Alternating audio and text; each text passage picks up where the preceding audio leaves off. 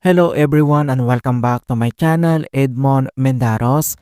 And for today's quick tutorial guys, and I'm going to show you on how to resolve if the Windows sandbox is not opening, loading, or working properly with the error message. Windows sandbox failed to start with the error code 0x80070002 or 0x80072746. The system cannot find the file specified. Would you like to submit feedback about this issue? And kung paano ba natin ito i-fix? And without further ado, and let's go ahead.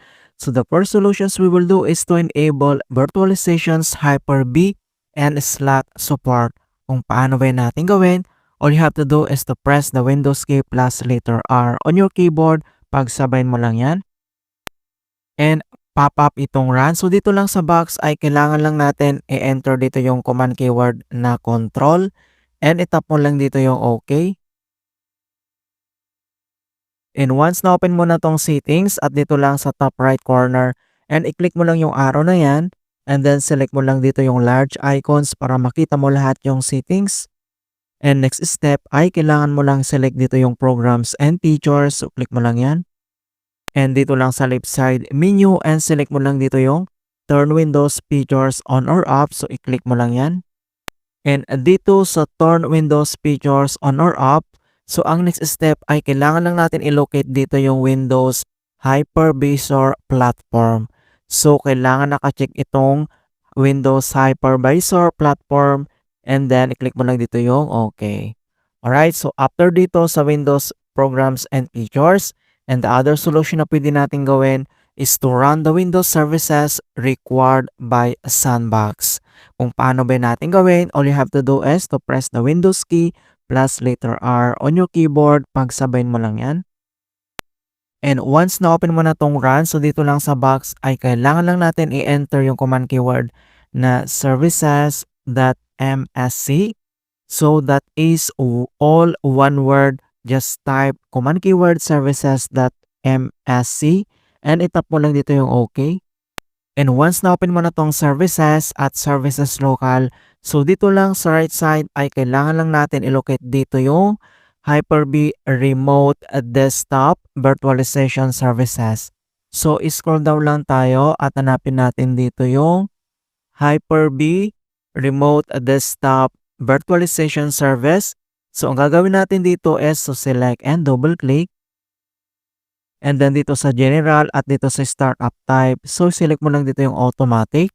And then dito sa service status, i-click mo lang dito yung start and wait natin. And then click OK and click apply. And then click mo lang dito yung OK. And then close lang natin yan.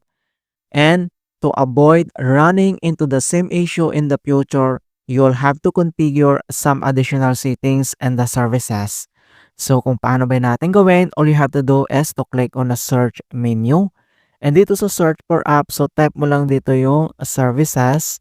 And then i-click mo lang dito yung open.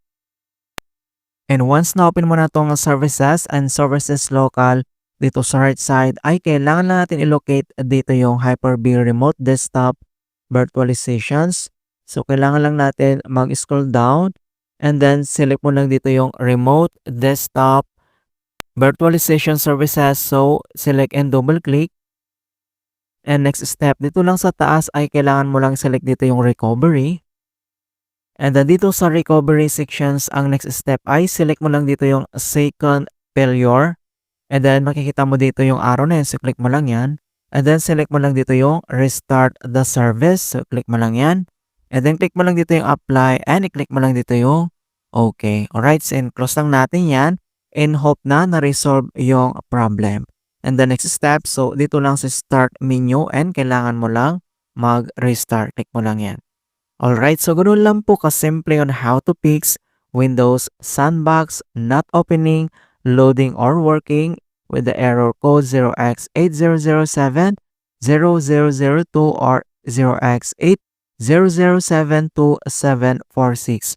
And please don't forget to like this video, subscribe to my channel for more quality content. Thank you guys and see you in my next tutorial.